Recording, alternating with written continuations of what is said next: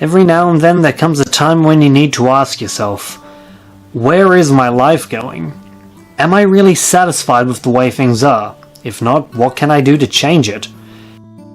Can ninjas catch you if you're on fire?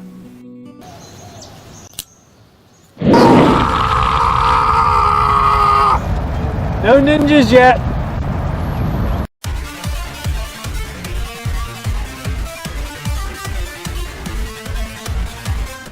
I read too many comics, and I use a little too much internet. Getting into webcomics was pretty much inevitable. While there has been a ton of good ones out there, I admit I haven't read a huge share of them. It's the same with books, I prefer having something in my hands. There's a Stan Lee quote about that somewhere. But there was always one webcomic that kept me coming back until the very end, and that was The Adventures of Dr. McNinja. Well, if you're not sold on the title, you might as well leave. Going all the way back to 2005, this little comic was a big deal. You'd be reading McNinja in your McNinja t-shirt, posting theories on your McNinja fan forum, and watching McNinja fan dubs on some new video sharing site. It was the McNinja age. So, yeah, fast forward to now and nobody's talking about it anymore? Yeah, I'm kinda bugged. Look, I'm not stupid, I know fads die out, but not only was this comic consistently well written, but I'd say it actually got better as it went on. This is a fun show, we're here to have fun, but just this once, I am putting my foot down. Dr. McNinja is one of the best comics I've read. It deserves to be quoted, and quote it I shall! Books are gay! This is so retarded. Only the knuckles touched, not gay. Okay, maybe not those quotes in particular. You have to understand, 2005 was a much simpler time. Born to a family of ninja, trained in the medical and surgical arts, he kills with one hand and heals with the other. He is the physician on a mission. He is not just any other doctor. I am Dr. McNinja! Normally satisfied running his practice in Cumberland, Maryland, and earning an honest living, the humble doctor is known for going above and beyond for his medical duties, from stealing medicine not yet released to the public, to infiltrating ancient death trap-ridden temples just to reach a patient. So as you'd expect, he's pretty tough.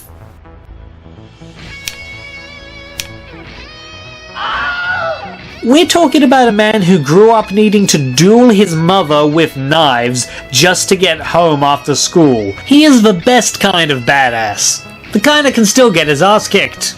I mean, you can ninja trick all you want, but a bullet is a holy magic bullet, bang. Okay, I can't dodge that. You know what? I am so sick of your defeatist attitude.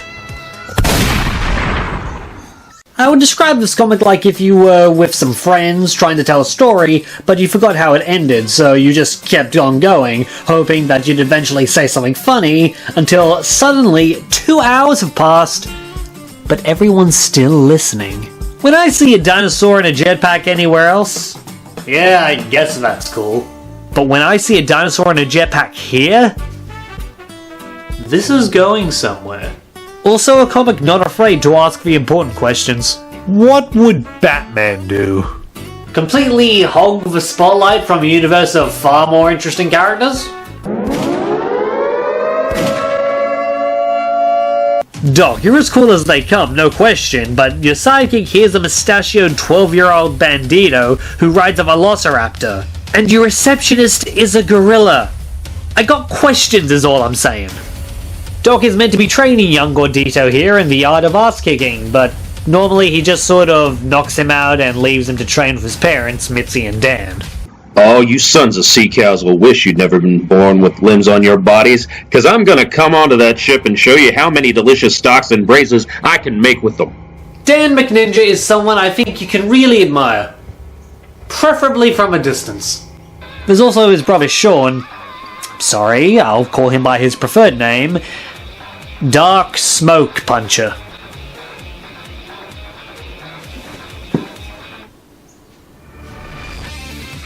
Disassemble this. Your brother needs a missile. What? No, you don't understand. The rocket sheet is... Oops. Build the missile. Wait, can we just, Okay, so that's That's your thing, is it? Okay, yeah, not gonna judge or anything, just, it's not where you normally put one of those, is all I'm saying.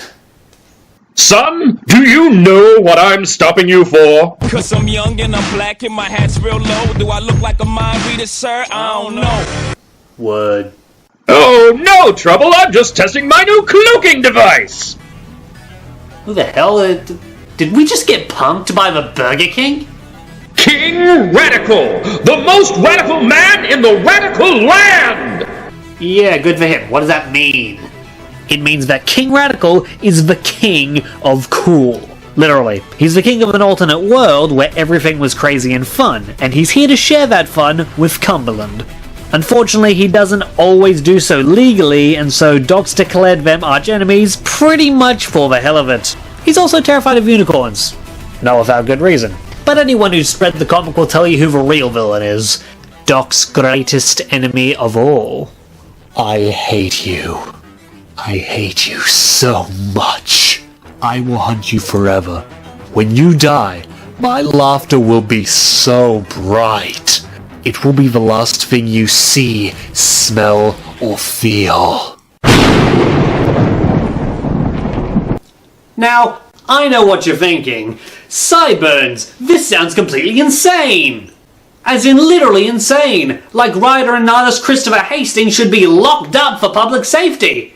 And to that I say, yeah, I don't see anything wrong with that. You want to get nuts? I want to get nuts. Let's get nuts! Yeah! So you flew a tank into the lower atmosphere, uncovered, without even an oxygen tank. How did you even... Getting into space is hard! You been?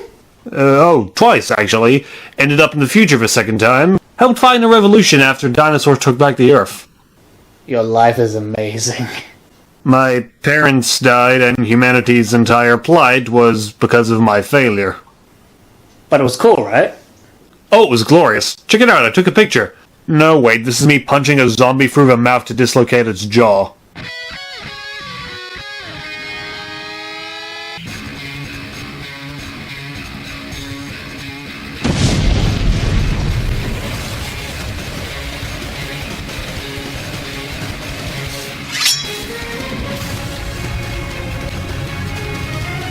Let's start simply, with a huge explosion. Monster Mart is the first story in colour and a personal favourite. We learn a little bit more about Doc's past and meet King Radical for the first time. See, Doc gets on his bad side after refusing to treat one of his men. Coming home that night, Doc quickly realises something's not right. The office is rigged to explode. You took that very well. Tuesday. For anyone else, this is a problem, but for Doc, using a technique mastered over hours of hard training, Doc and Gordito let the explosion go off, harmlessly launching them towards the bad guys, taking one of the biggest and most overdone cliches and weaponizing it. All that's missing is a little ow at the end.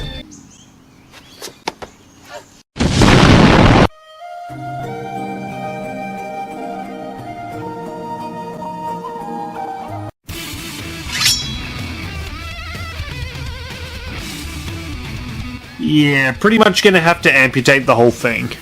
Oh, wow. Don't worry, I'll get you a cool robot one. It'll be twice as strong, you'll love it. McNinja! Again? Okay, could you please excuse me a moment? Not sure if I'd call Doc a superhero anymore, but he certainly has the rogues gallery to qualify, and when he faked his death, they all came crawling out of the woodwork. Chief among them? Dr. McLuchador. Because of course. Let's just make everything a doctor. Ninja doctor, clown doctor, giant doctor, crab doctor, reindeer doctor, strange doctor. I'm a doctor! Take that off! McLuchador's methods are brutal, but effective, and with Doc out of way, he takes over, beating the crap out of people left and right and summoning eldritch monsters to cure acne. Eventually, he even forces Doc out into the open so he doesn't just flat out kill one of his old patients. Basically, it isn't long before Radical brings him on as his court physician as an excuse to hang out. He's just neglected to mention one small detail. Dr. McLuchador is Dr. McNinja! A series really has to bring you to that point where you can say this character is secretly that character and still pull off a successful twist. And at this point, King Radical's just been running circles around Doc, so it's really satisfying to... Rude!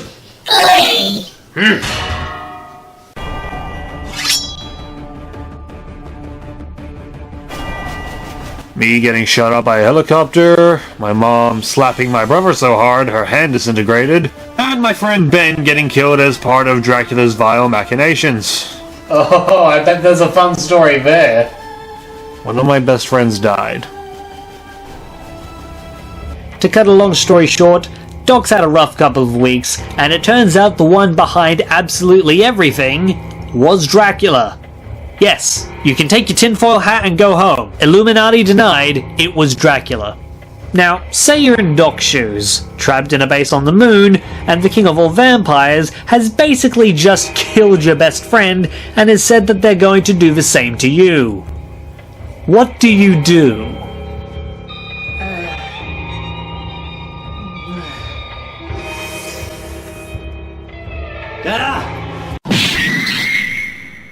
This isn't even the craziest part of the story, not by a long shot. But by God, there is a reason why the entire issue is named after this scene. I could probably make a countdown just based on things Doc's punched. In fact...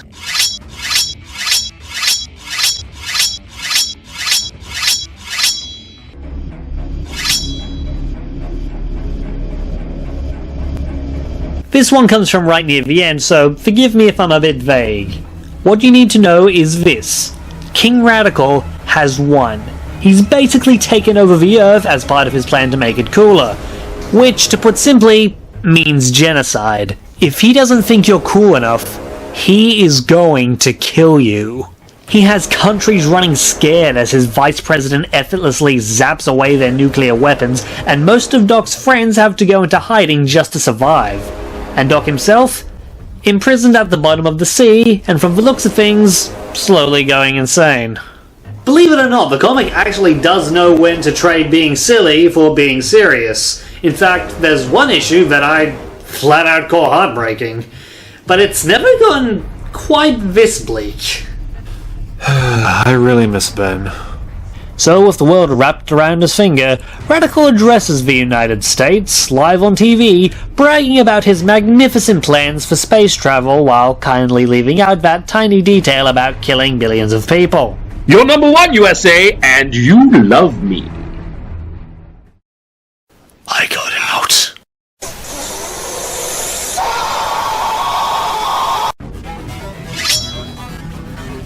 And my number one Dr. McNinja moment is... First generation American Ninja. But I really don't want to spoil that one, so let's talk about Army of One instead. Grandpa! Doc's a clever little nugget, but did you ever stop and wonder how he got so damn talented? He's a ninja, so hard work and discipline, right? Yes! And no! You see, back in college when he was studying under a clone of Benjamin Franklin, are you even surprised? Taking overachieving to a whole new level, Doc had himself cloned en masse so he could study every subject all at once and then have them all fused back into himself. Yeah, thank God that worked out exactly as planned. Life goes on as usual until one fateful Katanika... You get presents. When the local sky pirates call up saying they've kidnapped Dr. McNinja. Deciding this stray clone is every bit their son as the real thing, the McNinja clan mounts a rescue mission. Now, I know it's a trap, you know it's a trap, and they know it's a trap. But it's not the pirates. Wait, this looks familiar. Perhaps you remember it from my super hit film, The Eagle's Claw of Vengeance 2. Blood Games. Franz Rayner! Aren't you glad you established who that was earlier for the audience? Before there was Radical, there was Rayner, a former action star who rose to fame by single-handedly slaughtering hundreds of ninjas. Doc threw him off a cliff, and he went from Johnny Cage to Kano. Now with Doc's clone, he has the perfect scheme for revenge. An army of evil McNinja clones. What? I'm not evil. What? Me neither. I'm a farmer. That seems a bit backwards. You don't mug someone, then give them a rocket launcher. Oh! Oh! Oh, no!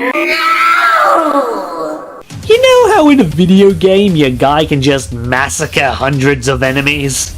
Well, so does Rayner. Okay, yeah, that's smart, that's scary, that's cool, but how does Doc get out of this? Don't worry, buddy. We can take out these ninjas together! Stop killing yourself! Stop killing yourself! Stop killing yourself! Look, I'm not even making a joke here. This is freaking me the hell out! In 10 years of stories, Army of One is my absolute favorite issue in the whole series. And trust me, that's saying something. There isn't a bad issue in the bunch. I can't say that about any other comic I've read, or show that I've watched. Honestly, I've never really thought about it until now, but The Adventures of Dr. McNinja might actually be my favorite comic of all time. Early missteps aside. The comic might be over, but it's left one hell of a lasting impression on me, and if it left one on you, I'd suggest going over to Comixology to check out some of Christopher Hastings' other work. No one's paying me to say that, I just really think it's worth your money. Also, a quick reminder that this comic is completely free, so if you're interested, you really have no excuse not to go and check it out. Well, miraculously, I don't think you're going to die, but in future, I really need to advise against flying anything into space. I'm not sure I can promise that, but I'll see what I can do. Is anything else? There is one other thing. Do you have a history of hallucinations? Not that I'm aware of. You mean like seeing things that aren't there? Or people, fictional characters even. Maybe even ones you were just talking about. None of this is happening right now, is it? I didn't want to say anything, but...